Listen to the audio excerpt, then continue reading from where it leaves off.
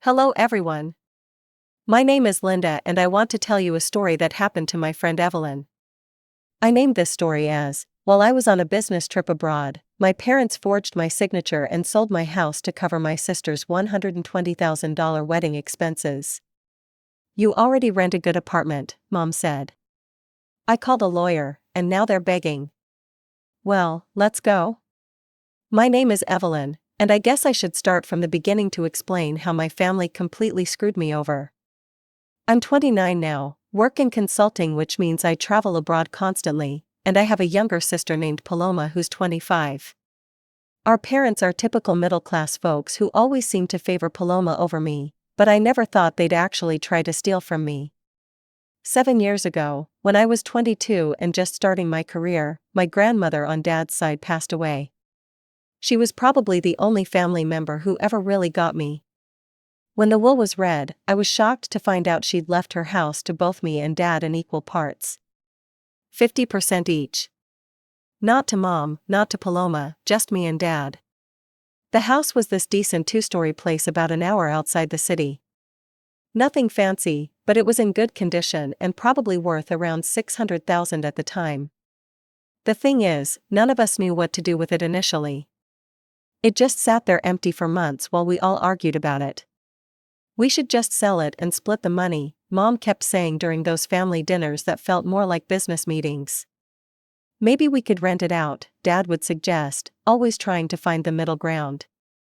But I had different ideas. I was making good money even as a junior consultant, and I could see the potential. The area was developing, property values were going up, and I actually liked the house. It reminded me of Grandma. I want to buy out your half, I told Dad one evening. Give me some time to save up, and I'll pay you fair market value for your 50%. Dad seemed okay with this plan. Mom was less enthusiastic, probably because she realized they wouldn't get my half of the money, but she didn't object outright. The problem was, I was traveling so much for work that I was barely ever at the house. I had a nice apartment downtown, close to the office, and it made more sense for me to stay there most of the time. That's when Paloma entered the picture. She'd just finished college and was working some entry-level job that barely covered her expenses. She was living with our parents and complaining constantly about wanting her own space.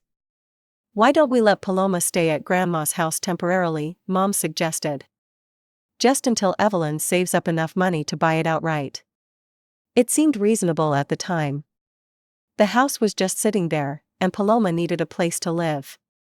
I figured it would be good to have someone there keeping an eye on things, making sure pipes didn't freeze in winter, that kind of stuff. So that's how it started. Paloma moved into Grandma's house, rent-free, while I continued paying the mortgage payments Dad had taken out, plus utilities, property taxes, maintenance, everything. We're talking about $500 a month for utilities alone, plus $7,000 in property taxes every year. Meanwhile, I was still saving every penny I could to buy out Dad's share. The arrangement worked for a while. I'd visit the house maybe once a month when I wasn't traveling, usually just to check on things and grab some stuff I'd stored there. Paloma seemed happy enough, and she was taking decent care of the place. She'd even started dating this guy, Marcus, who spent a lot of time there too. I was doing well at work, getting promoted, taking on bigger clients, making more money. Every month, I'd transfer a chunk of my salary into a special savings account dedicated to buying out Dad's half of the house. By my calculations, I'd need around $350K to buy him out at current market value, and I was on track to have that amount within the next 2 years. The first hint that something was off came about 6 years into this arrangement. Paloma and Marcus had gotten engaged, and suddenly there were a lot of family meetings that I wasn't invited to because I was traveling. When I asked about it, Mom would just say they were planning wedding stuff and that they'd fill me in later. But they never did fill me in. Instead, what happened was they set up a meeting to discuss family finances right after I got back from a 3-week trip to Europe. I remember walking into my parents' house, expecting maybe they wanted to talk about when I'd be ready to make the buyout offer.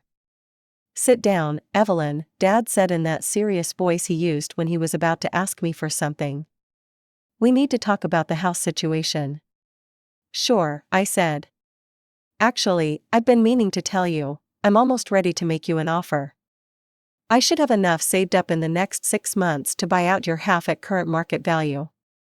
That's when Mom jumped in. Well, that's actually what we wanted to discuss. We need that money now. Now, I asked, for what? Paloma's wedding, Dad explained. We want to give her something really special, and we need about $120,000 to make it happen. Look, here's what I'm thinking, I said, trying to stay calm. I've already saved up almost enough to buy out Dad's half of the house. Instead of me just giving you $120K for the wedding, why don't I go ahead and buy out his share now?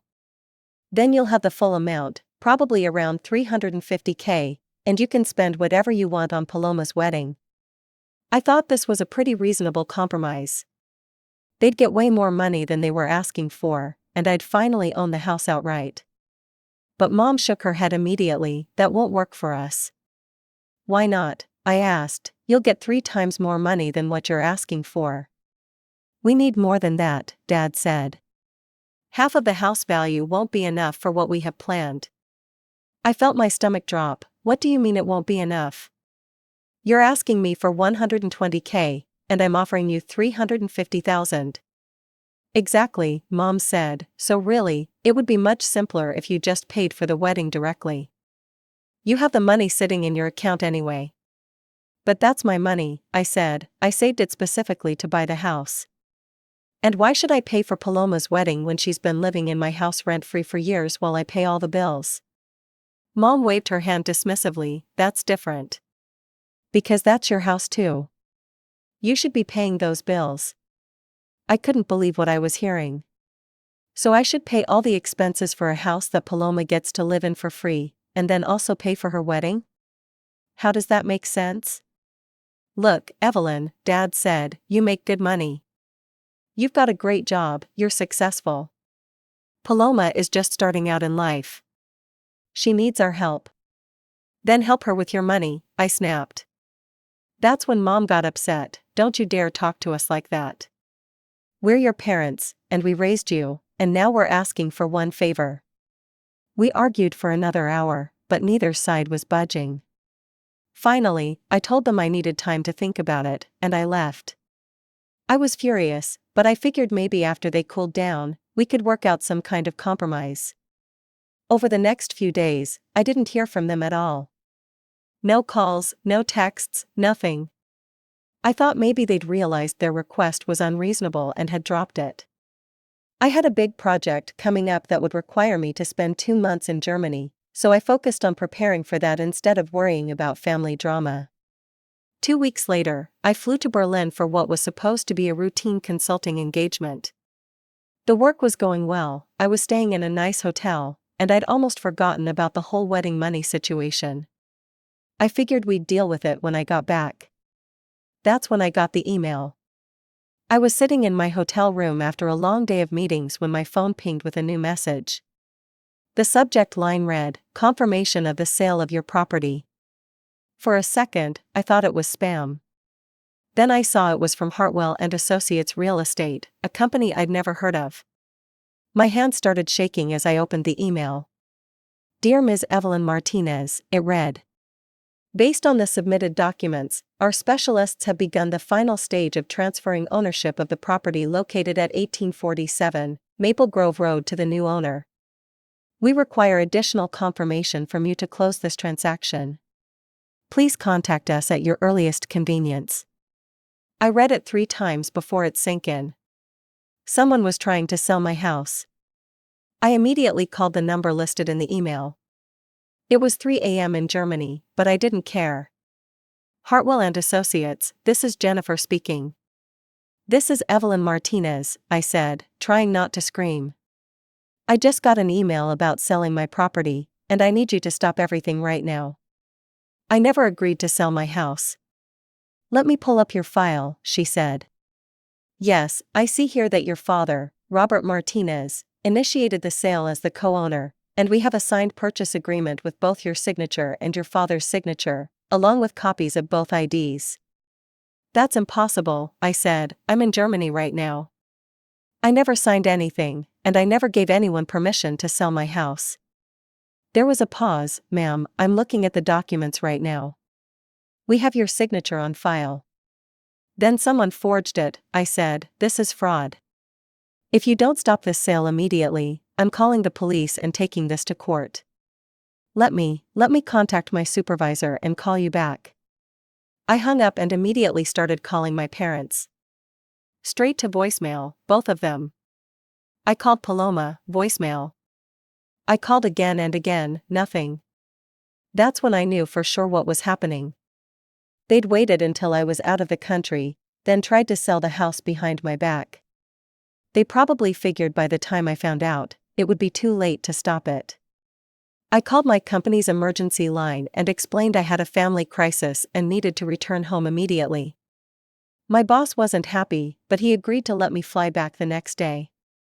The 12-hour flight back to the US was the longest of my life. I tried calling my parents again from the airport, but they still weren't answering. Finally, I just drove straight to their house. I didn't even go to my apartment first. I needed answers, and I needed them right now. When I rang the doorbell, Mom answered with this shocked look on her face. Evelyn, what are you doing here? I thought you were in Germany for another month. I already know what you did, I announced from the doorstep, walking right past her into the house. Both my parents just stood there in silence, staring at me. Dad's face had gone completely white. You had to coordinate the sale of the house with me, I continued. If you'd asked me normally, maybe I would have worked with you. I would have quietly taken my share, and then you could have done whatever you wanted with your money. But instead, you decided to take advantage of my absence. You forged my signature, found a copy of my ID somewhere, and tried to secretly sell the house. Our plan wouldn't have suited you anyway, Mom finally said. We need more money than just the half we'd get from the sale. Dad jumped in, we want to make a gorgeous wedding for Paloma, and then we'll spend the rest of the money to invest in Marcus' business. You wouldn't be seriously harmed by selling this house. You have a place to live, you already rent a good apartment. And you've saved up enough money to buy your own place with a mortgage and a large down payment. I will not allow the sale of the house on these terms, I stated firmly. Well, since you're back now, Mom said, we should just complete the deal. We'll sell the house and split the money in half with you. Now, to spite you, I won't sell my share in the house at all, I said. Then we'll take you to court, Dad said. The court will force you to make a deal to sell the house. Good luck with that, I said. I turned around, slammed the door as loud as I could, and left. A week after that disaster of a confrontation, I got exactly what I expected, a letter from some fancy law firm letterhead. Henderson, Walsh and Associates. I'd never heard of them, but the letter made their intentions crystal clear. Dear Ms. Martinez, it read, we represent Robert and Maria Martinez in the matter of jointly owned property at 1847, Maple Grove Road. Our clients have instructed us to prepare for filing a lawsuit for the forced sale of said property. We strongly encourage you to reconsider your position before this matter proceeds to litigation. I read it twice, then called my own lawyer. Sarah Chen had handled some contract reviews for me in the past, and I trusted her completely. They're trying to force a partition sale, she explained after I'd told her the whole story. Basically, when co-owners can't agree on what to do with property, one party can petition the court to force a sale and split the proceeds. Can they actually do that? I asked. Normally, yes. But in this case, we have a much bigger problem to deal with first. We're talking about fraud and forgery. Do you have documentation proving you were out of the country when they claim you signed? Passport stamps, hotel receipts, work records, everything. Sarah was quiet for a moment. Evelyn, this changes everything. They committed serious crimes here. I think we should file a counterclaim. Over the next few days, Sarah put together a case that made my parents' lawsuit look like child's play. We had my passport proving I was in Germany when they claimed I signed the sales agreement. We had hotel receipts, work emails, meeting schedules, everything documenting my location during the time period when I supposedly signed documents in person. But the smoking gun was when Sarah requested copies of all the documents from the real estate agency. When we compared the signature on their fake sales agreement to my actual signature on legitimate documents, it was obvious someone had tried to copy my handwriting. It wasn't even a good forgery. 2 weeks later, we filed our counterclaim. We weren't just asking the court to stop their forced sale lawsuit. We were accusing my parents of forgery, fraud, and attempted theft. The penalties for what they'd done could include prison time. I have to admit, part of me felt sick about it. These were my parents, after all. But then I'd remember sitting in that hotel room in Berlin, reading that email about my house being sold without my knowledge, and the sick feeling would turn back into anger. My parents' lawyer called Sarah within days of us filing the counterclaim. They want to talk, she told me. They're asking for mediation instead of going to court. They realize they screwed up badly and they want to settle this before it goes to trial. If this goes to court and they're convicted of forgery, your father could go to prison. The mediation was scheduled for the following week at Sarah's office. I didn't want to be in the same room as my parents, but Sarah said it was necessary. When they walked in with their lawyer, they both looked like they'd aged 5 years. Mom couldn't even look at me directly, and Dad kept fidgeting with his hands. "Let's cut to the chase," Sarah said once everyone was seated. "Your clients committed forgery and attempted fraud. The evidence is overwhelming. We're willing to discuss a settlement, but it needs to make my client whole." Their lawyer, who introduced himself as Jim Walsh, cleared his throat. "My clients are willing to drop their lawsuit for forced sale of the property." "That's not enough," Sarah replied immediately. "Your clients tried to steal a house worth $700,000. Dropping their lawsuit is the bare minimum." "What do you want?" Walsh asked. "First, we agree to sell the house together, 50-50 split as originally intended. Second, your clients compensate my client for all the expenses she's paid on this property over the years while their daughter lived there rent-free." Mom finally spoke up. "What expenses?" Sarah had prepared for this: utility bills at $500 per month for 7 years, plus property taxes at $7,000 annually for 7 years. Half of those expenses, which your client shouldn't have been paying while your daughter lived there for free, comes to $45,000. The mediation took 4 hours. There was a lot of back and forth, a lot of Walsh whispering with my parents in the corner, but eventually we reached an agreement. They would drop their lawsuit. We would drop our criminal charges. We would sell the house together and split the proceeds 50-50. And they would pay me $45,000 to cover half of the expenses I'd paid over the years. Sarah drew up the agreement right there, and everyone signed it. This time, I made sure to watch my parents sign with their actual signatures. The house sold faster than any of us expected. The market had gotten crazy, and we ended up getting $700,000 for it, way more than I'd thought it was worth. After the real estate agent's commission and other fees, we each walked away with about $325,000. True to the agreement, my parents also gave me the full $45,000 for the expenses. I have to say, seeing that check felt pretty good after all those years of paying bills for a house I barely lived in. 2 months later, I heard from my cousin Lisa that Paloma had gotten her wedding after all. A huge, expensive affair with 300 guests, an open bar, a live band, the works. Of course, I wasn't invited. I hadn't spoken to my parents or my sister since the mediation, and apparently that was how they wanted to keep it. Lisa also told me that my parents had used the rest of their money to invest in Marcus's new tech startup. Some kind of app for food delivery or something like that. They were apparently convinced it was going to make them all rich. I used my money differently. Combined with what I'd already saved, I had enough to buy a great 2-bedroom apartment in the city without taking out a mortgage. No monthly payments, no debt, just a place that was completely mine. I thought that was the end of it.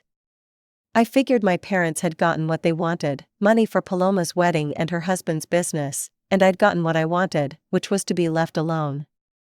A year went by without any contact between us. I threw myself into work, got another promotion, started dating a nice guy from my office. Life was good. My Aunt Patricia called me on a Tuesday evening while I was making dinner in my new apartment. "Evelyn, honey," she said, and I could tell immediately from her tone that something was wrong. "I thought you should know what's happening with your family." I put down my spatula. "What's going on?" "Marcus's business collapsed," she said. "The startup your parents invested in? It went under completely. They lost all the money from the house sale. Plus, your parents took out a huge loan to invest even more money in the business after the initial investment. They borrowed from relatives too, telling everyone that Marcus's company was about to make it big and promising quick returns." "How much are we talking about?" "From what I heard, they're in debt for over $400,000. The relatives are threatening to sue them if they don't get their money back soon." I sat down at my kitchen table, trying to process this. "What about Paloma?"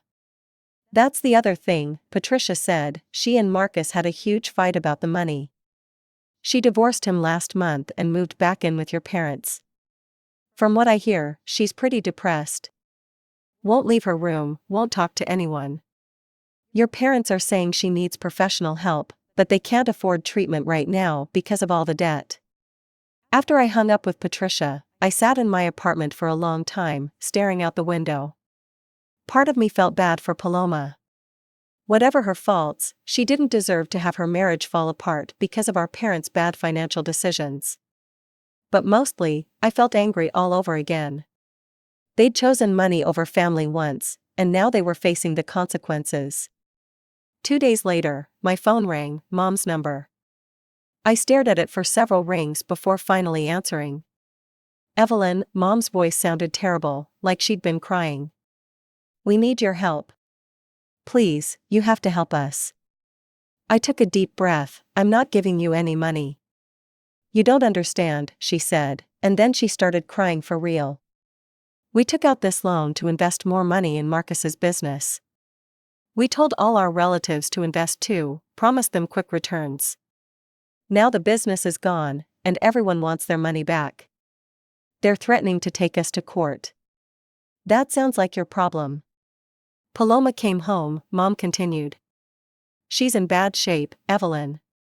She won't eat, won't shower, won't leave her room. We think she needs therapy, maybe medication, but we can't afford it because of the debt. You should have thought about that before you tried to sell my house behind my back." There was a long pause, then Mom said, "You have to help us, your family." "Family?" I laughed, but it wasn't a happy sound. "You forged my signature and tried to steal my inheritance, you sued me. You picked money over your own daughter. And now that your get-rich-quick scheme failed, suddenly I'm family again?" "We made mistakes," she admitted. "But Paloma is your sister, she needs help." "Then sell your house," I said. "You have a lot of experience selling houses, right? Should be easy for you." Mom started crying harder. "How can you be so cruel?" "I'm not being cruel, I'm being practical. You made your choices, you chose to gamble with money you didn't have. You chose to exclude me from the family when I wouldn't pay for Paloma's wedding. You chose to try to cheat me out of my inheritance. These are the consequences of those choices." After I hung up, I felt surprisingly calm. I'd expected to feel guilty or sad, but instead I felt relieved. For the first time in years, I'd set a clear boundary with my family and stuck to it. A few days later, Patricia called again with an update. "They're putting their house on the market," she told me. "I guess they realized you weren't going to bail them out." "Good for them." "Evelyn, are you sure about this?" "I mean, I understand why you're angry, but they are your family." "They chose to stop being my family when they chose money over me," I said. "I'm just returning the favor." Patricia sighed. "What if something happens to one of them? What if Paloma hurts herself? Then they should get her professional help with the money from selling their house, just like any other family would do." I haven't heard from my parents since that phone call. Patricia told me they sold their house and paid off most of their debts, though they're still dealing with some of the money they borrowed from relatives. Paloma is apparently getting therapy and doing better, which I'm genuinely glad to hear. As for me, I'm doing great. My career is going well, I love my apartment, and I'm in a serious relationship with David from work. We're even talking about moving in together. Sometimes people ask me if I feel bad about not helping my family when they were in trouble. The answer is no. They made their bed when they tried to steal from me, and now they're lying in it. I've learned that family isn't just about blood relations. Family is about trust, respect, and loyalty. My parents violated all of those things when they chose money over their relationship with me. They had their chance to do the right thing. They could have asked me honestly about paying for Paloma's wedding. They could have accepted my offer to buy out Dad's share of the house. They could have treated me like a daughter instead of like a bank account. Instead, they chose to betray me. And now they're living with the consequences of that choice, just like I'm living with the consequences of mine. I don't regret cutting them out of my life. I don't regret refusing to bail them out. And I don't regret choosing my own financial security over their poor decisions. They taught me an important lesson: sometimes the people who are supposed to love you the most are the ones who will hurt you the worst. But they also taught me that I'm strong enough to stand up for myself and walk away from toxic relationships, even when those relationships are with family. I'm better off without them, and I think deep down, they know it too.